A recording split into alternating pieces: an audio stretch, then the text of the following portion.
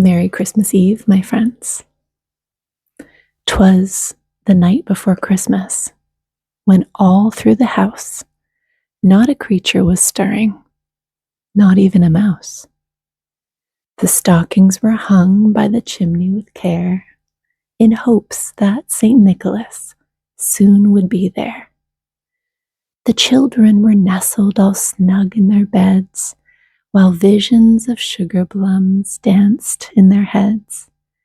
And Mamma in her kerchief, and I in my cap, had just settled our brains for a long winter's nap, when out on the roof there arose such a clatter. I sprang from my bed to see what was the matter. Away to the window I flew like a flash, tore open the shutter, and threw up the sash.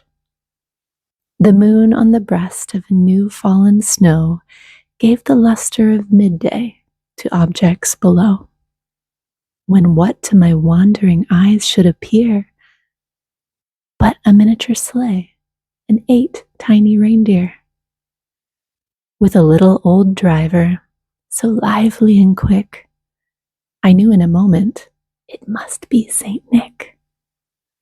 More rapid than eagles, his coursers they came, and he whistled and shouted and called them by name. Now Dasher, now Dancer, now Prancer and Vixen, on Comet, on Cupid, on Donner and Blitzen, to the top of the porch, to the top of the wall. Now dash away, dash away, dash away all. "'Twas the Night Before Christmas" is a story that was written a long time ago by Clement Clarke Moore. They say he wrote it on December 24th of 1822. Well, tonight's stories, and there's 3 of them, they're all short stories, and they were all written either in the 1800s or the early 1900s. Now, keep in mind, when stories were written at that time, they used kind of funny language and made it kind of hard to understand, but also really hard to read. So, I have shortened these 3 stories and reworded them so that our 2024 ears can more easily understand. The stories have been a little bit more summarized, and a few details may change here or there, but the overall meaning of the stories is there in the characters. So I hope you enjoy them. The first story is called The Gift of the Magi, and it's about a young couple who give up their greatest treasures in order to buy gifts for one another. And it was written by O. Henry in 1905. The second story I'm going to read is called A Christmas Dream and How It Came True. It was written by Louisa May Alcott, who also wrote Little Women and Little Men. She wrote this in 1882. And it's about a 10-year-old girl who lives a very comfortable life, and she has a dream about helping people less fortunate. And when she wakes up, she finds out how she can do that in real life. And so it's just a beautiful little story. The third story is called Christmas at Red Butte, and Red Butte is in Saskatchewan, Canada. And it was written by Lucy Maud Montgomery, who also wrote Anne of Green Gables. This story was published in 1909, and it's about another girl who sacrifices something that's so precious for her to help give her cousins a better Christmas. So I hope you enjoy these 3 stories, and I hope you have a beautiful Christmas, if that's what you celebrate, or holiday season in general. And thank you so much for being here with me on this bedtime story journey. Please don't forget to subscribe, like this video, and please comment to let me know what you're celebrating this holiday season and who you're celebrating with. Okay, friends, have a beautiful, beautiful day. Talk to you soon. The Gift of the Magi, retold for 2024. Once upon a time, In a small, cozy apartment in a busy city, there lived a young couple, Jim and Della. They didn't have much money, but they loved each other deeply. Jim worked hard at a job he didn't love, and Della worked long hours at a hair salon. They made do with what they had, but their love for each other was priceless. It was almost Christmas, and Della wanted to buy Jim a special gift. She knew he'd been thinking about his old pocket watch for a while, and she wanted to get him something that would make him feel appreciated. But there was a problem. Della didn't have enough money. Della counted the few dollars she had saved, and it wasn't enough for the gift she wanted to buy. But then she had an idea.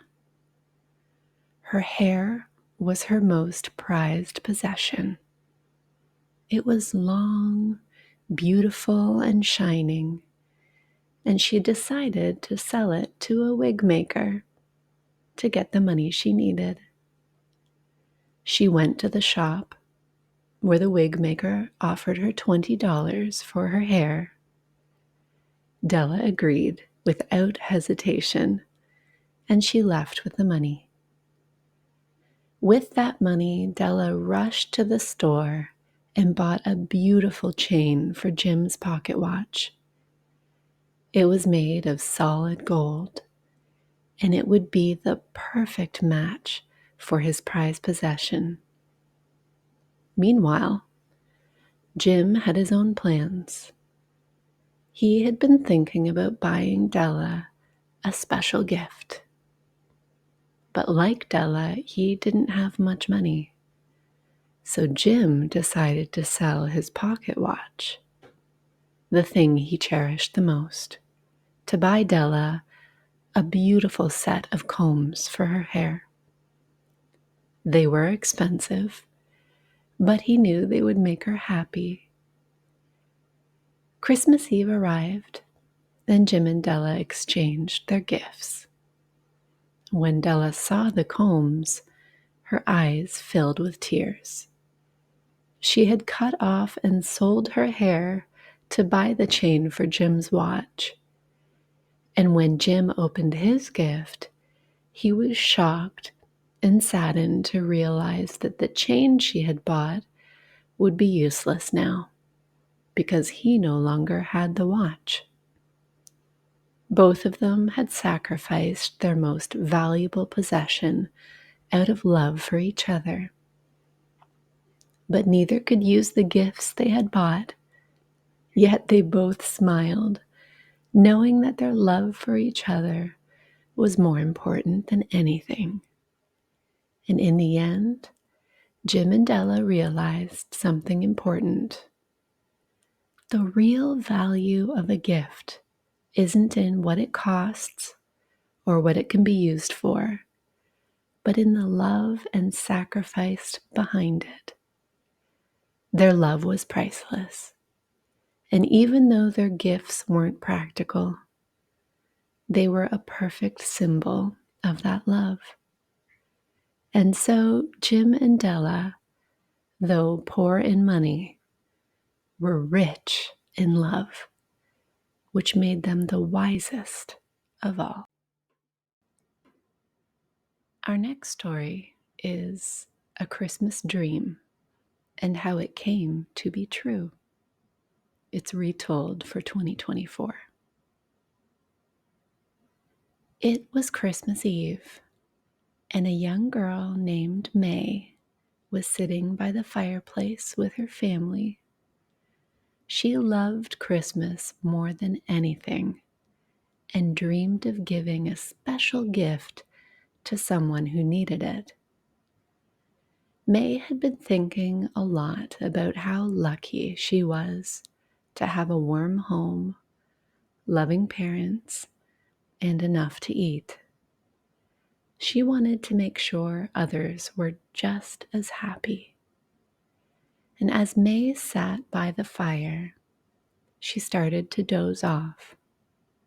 Soon she fell into a deep sleep and began to dream. In her dream, she was in a cold, snowy street.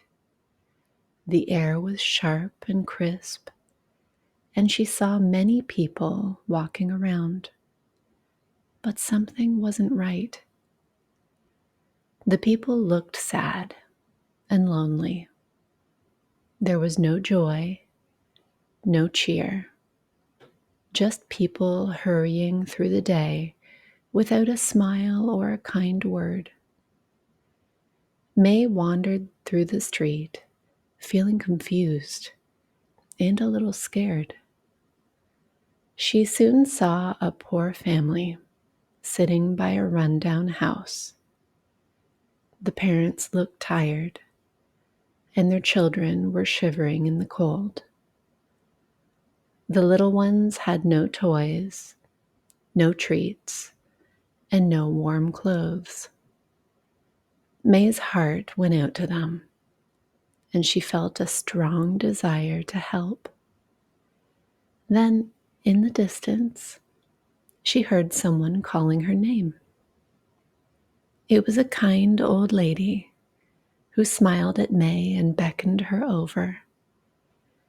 The woman told May that she had been sent to help her fulfill a Christmas wish. The old lady said, "You want to help those who have nothing, right? Well, I can make your dream come true." May's eyes widened. "But how? I don't have enough money or gifts to help them all," she said. The lady smiled. "You don't need money. You just need a heart full of love." And with a wave of her hand, the lady showed May how to bring joy to the poor family. The dream became magical as May found herself able to give them everything they needed. The family now had a warm, beautiful home, cozy clothes, food to eat, and toys to play with. The children's faces lit up with happiness, and the parents finally looked peaceful and content. May watched in awe as the lady's magic transformed the street. The sadness and coldness vanished, replaced with laughter, light, and kindness. The people who had once been lonely and poor were now surrounded by the warmth of love and generosity.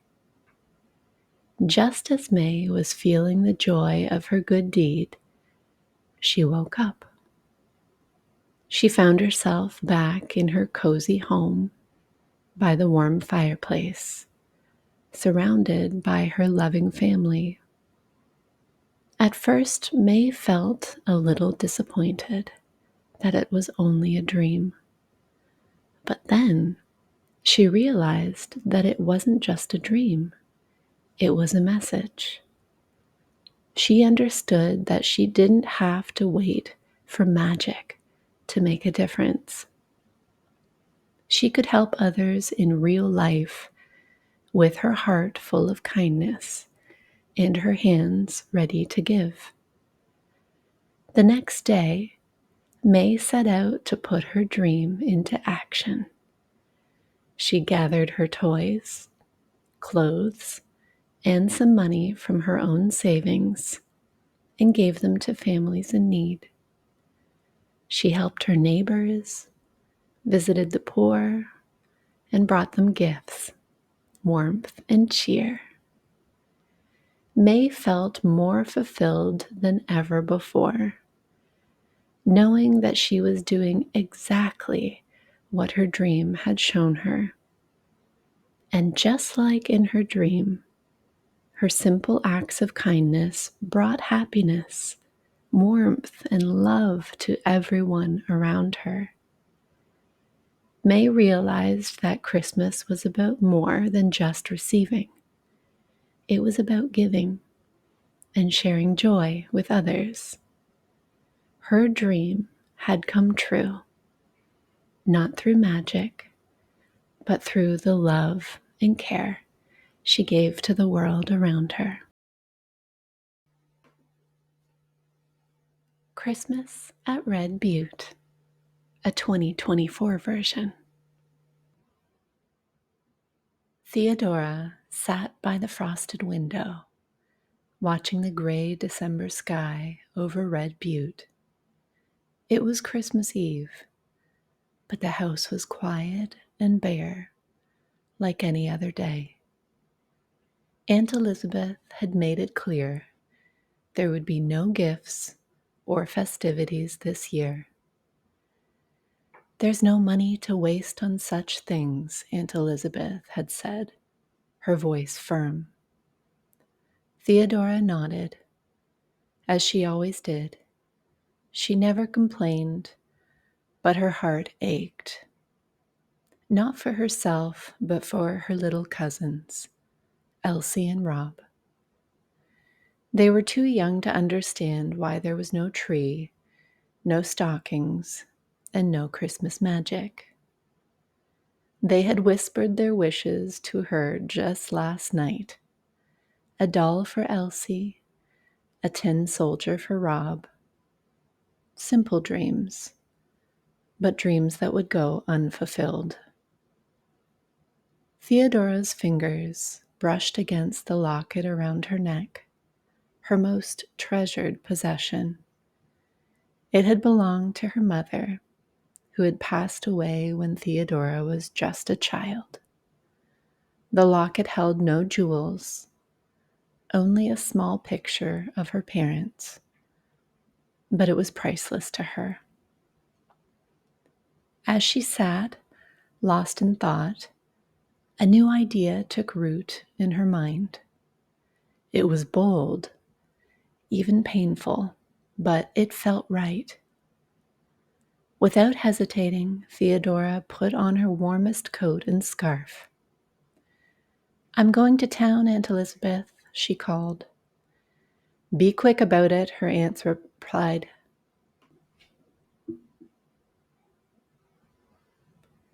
"Be quick about it," her aunt replied, not looking up from her sewing. Theodora hurried through the chilly air to the small town nearby. She walked straight to the jeweler's shop, her heart heavy. The bell above the door jingled as she stepped inside. The jeweler, a kindly older man, looked up and smiled. "Good day, Miss Theodora. How can I help you?" Theodora hesitated, then unclasped the locket from her neck and placed it on the counter. "I'd like to sell this," she said softly. The jeweler's smile faded.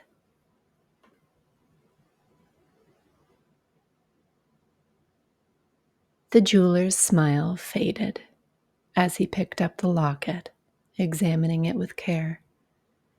"Are you sure? It looks precious." "It is," Theodora admitted, her voice trembling.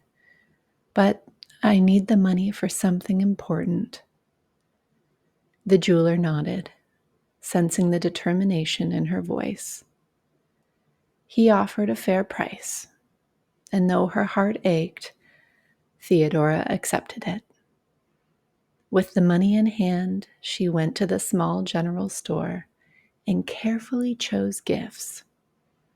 A beautiful doll for Elsie, a shiny tin soldier for Rob, a book for Aunt Elizabeth, and a few sweet treats to share.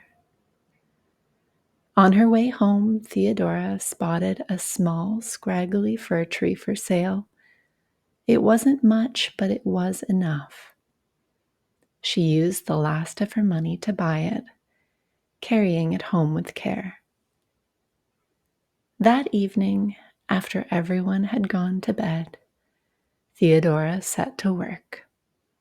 She placed the gifts under the little tree and decorated it with wild berries, pine cones, and scraps of ribbon she had saved over the years. When she was finished, the small living room glowed with warmth and cheer. The next morning, Theodora woke to the sound of delighted shrieks. "A tree!" Elsie cried, clapping her hands. "Look at the presents!" Rob shouted, running to grab his tin soldier.